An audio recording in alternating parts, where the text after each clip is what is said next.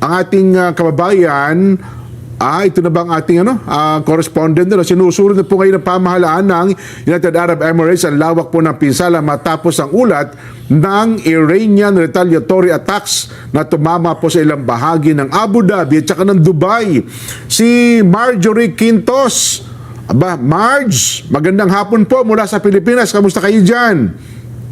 Hello po, Kuya John and Kuya Nelson. Mabuti naman po dito sa Dubai po ngayon ang ating location. Ano po exact location nyo? Nakikita ninyo. Dito po sa Kite Beach. Behind me po is yung Burj Al Arab, yung isa sa mga na-atake po or na tamaan po ng missile. So far po, matiwasay po ang dito sa UAE. Kung po kumakalat sa social media, of course, yung mga lumalabas po ay yung mga natamaan lang ng bomb.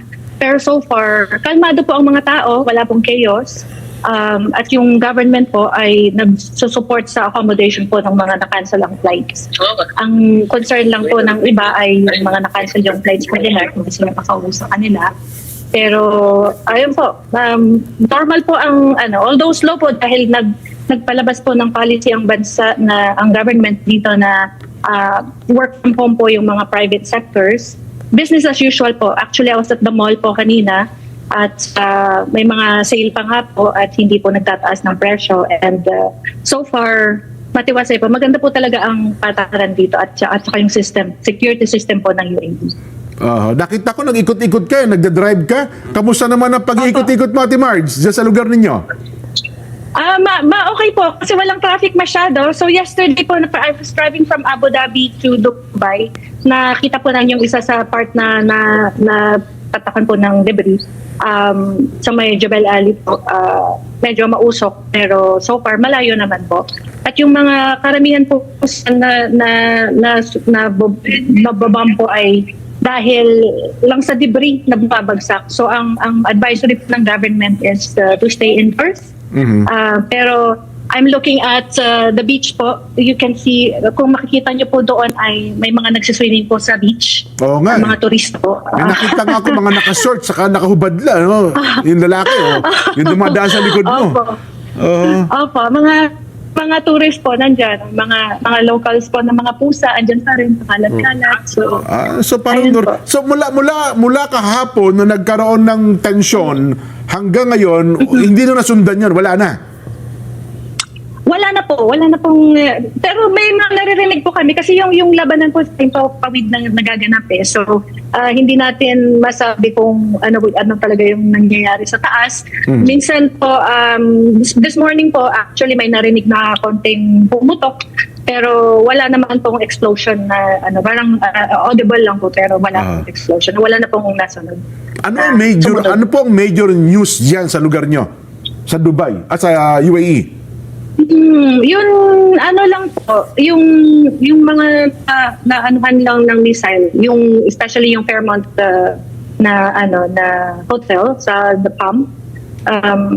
Tapos yung dito sa Burj Al Arab po, pero ito ay dahil lang po sa mga debris na nakukulog. Yung mga missiles po ay na-intercept ng government ng security dito sa UAE. So wala pong masyadong nakakalusok. Anong kumusta ang operation ng mga negosyo? Halimbawa yung airport, bukas na ba, Marjorie? Right now po, sarado pa kasi may no-fly zone po up to 3 p.m. po dito sa UAE. So actually yung flight ko will be later pa po past midnight for Canada. So wala pa pong fly zone. Malalaman po natin later kung ano po ang masasabi po ng government. Ngayon, yung iba pong mga flights nag-cancel na. Although yung operations po sa airport ay tuloy, yung flying ay hindi pa po allowed. Yung mga schools po ay sarado, yung mga malls ay bukas po at nag-start pong mamili yung mga tao ng mga essentials. Ako po mismo, bumili po ako ng mga essentials yesterday just in case lang.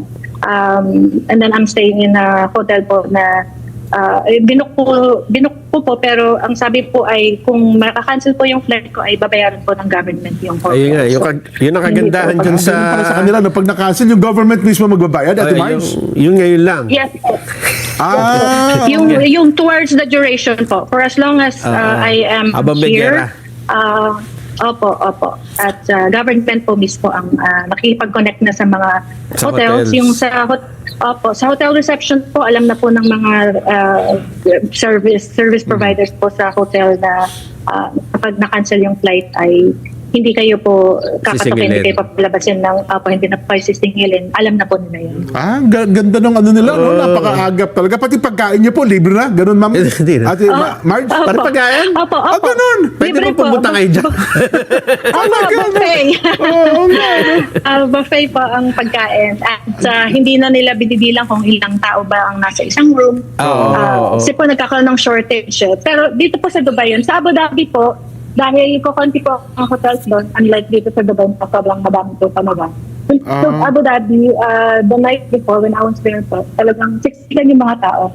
At especially nung natamaan po ng missile yung airport po sa Abu Dhabi, nag-alisan po yung mga tao sa at naghanap po ng mga hotel.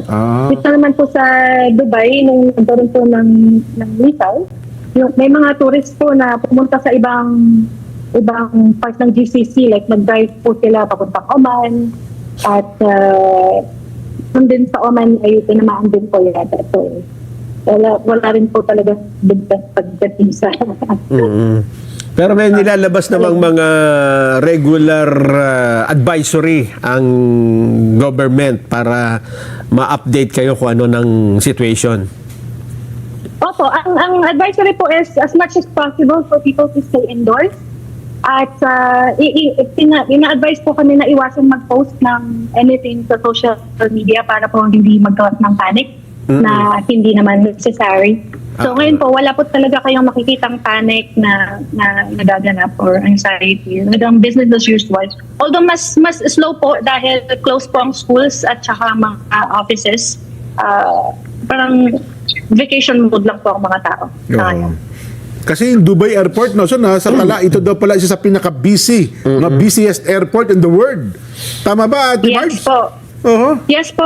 Apparently, they host thousands of flights every day. Nakaschedule kami pumunta ni Nelson dyan eh. Baka hindi tuloy natuloy, Bibili lang kami ng 2 gramo ng ginto. Mura daw ang ginto dyan sa Dubai eh. Actually po, tumaas po siya. Tumaas na. Tapos, yesterday po, bumaba. Pero ako po, nagbenta kasi ako ng ginto. So, kumita na ako. Naunahan tayo ni Marjorie. Ganun pala. Yes po. Pero sabi mo kayo na, paalis ka na rin, papunta ka na rin ng Canada, Marge. Pauwi na po ng Canada, supposedly, kung hindi po makakancel yung flight. So, hopefully po. And as of now po, hindi pa po nila cancel yung flight po according to Emirates. And I'm flying with Emirates po. And it's a good thing kasi sila yung flagship ng UAE na airline. Pero sa oras na ito, they're the last ones to cancel. balik na po ang flights sa airport. O wala Not pa right po? now po. Wala pa po. Wala pa? In about 2 hours po malalaman po kung okay na. Pero yung mga na-cancel po na flights na, magre-rebook na lang po sila. Pero yung sa flights po namin na ongoing pa, hindi pa po naka-cancel. So, malalaman po siguro mamaya. Pero ang sabi po ng mga kaibigan ko po dito na local ay huwag daw po sa anak kong umasa na makakalipad ngayon kasi mukhang hindi daw. Kung hindi man kayo makakalit, sabi mo nga lahat all expense paid na pala sa mga hotel di ba? Opo. Tumambay nga po ako sa Gold Souk nung kasagsagan ng bombahan kasi sa Gold Souk, di ba? Pag doon po tayo ano ba yung tawag dito na stranded sa Gold Souk ay uwi tayong mayaman. Joke lang po. May camera po lahat. Ayun pala yun. Ay, nako. So, pero ikaw ay naka-base talaga sa Canada, Marge? Yes. Opo. I'm based in Canada. I'm just here for 2 weeks for business visit din. So, ayun. Nagkataon na dun sa hotel in Fairmont na Palm, dun po ako mag-check-in dapat the day before after ng nabomba po. So, awa ng Diyos po ay naiilag po ako doon sa lugar na yun. Ay, pero Apol Hotels, yun po. Yun. Oy, nakikita ko yun. Oh. Nakita ko sa likod mo, dumadaan, naglalakad-lakad lang sa beach. Mga naka-shorts, ano ha. Tapos may nagbibisikleta. Parang walang gere. Wala po. Hindi mo po talaga mararamdaman na meron.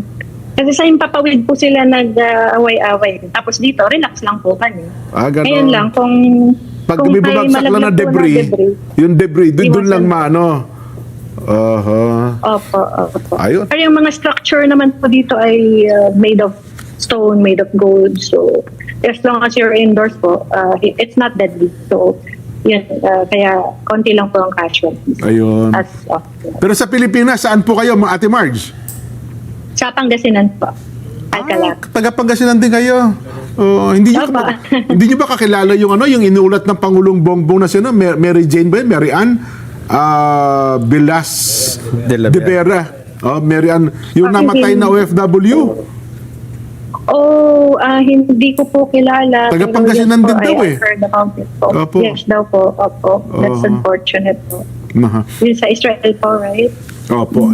Anyway, Marge, baka meron pang hindi kami naitanong na importanteng malaman din ng ating mga kababayan dyan sa Dubai.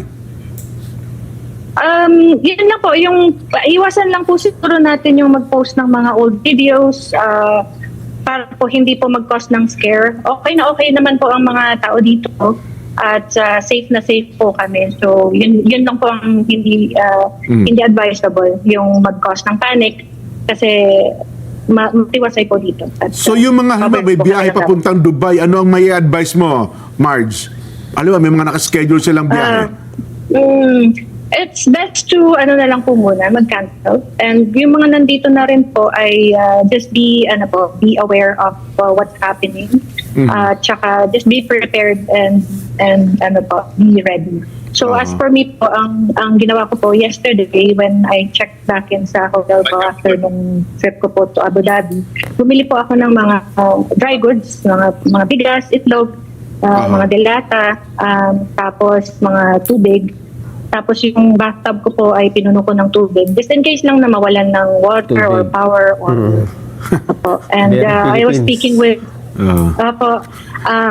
tapos nagluto po ako ng adobo, ganyan, yung mga hindi mapapanin. Ayun, Nasisira. Opo. Just in case lang, tapos naka-charge lahat ng mga devices. At saka nagpapalit po ako ng mga small bins para may pangbayad-bayad here and there kung kailangan po. Ayun. So sa business mo, okay naman. Business as usual na ngayon. Yes po. Hindi naman po affected ang business. Immigration naman po yung business. So, Ayun. it's Tama-tama. Sa susunod, tayong tatlo naman yung nasa mag-business meeting, ha? Marge. Yes po, of course. Sige po, ingat po kayo dyan. Salamat po ng marami sa inyong panahon na binigay sa amin, ha? Ingat po kayo. Thank you po. Back to you po, Kuya John Nelson. Ayun, si Marge Quintos.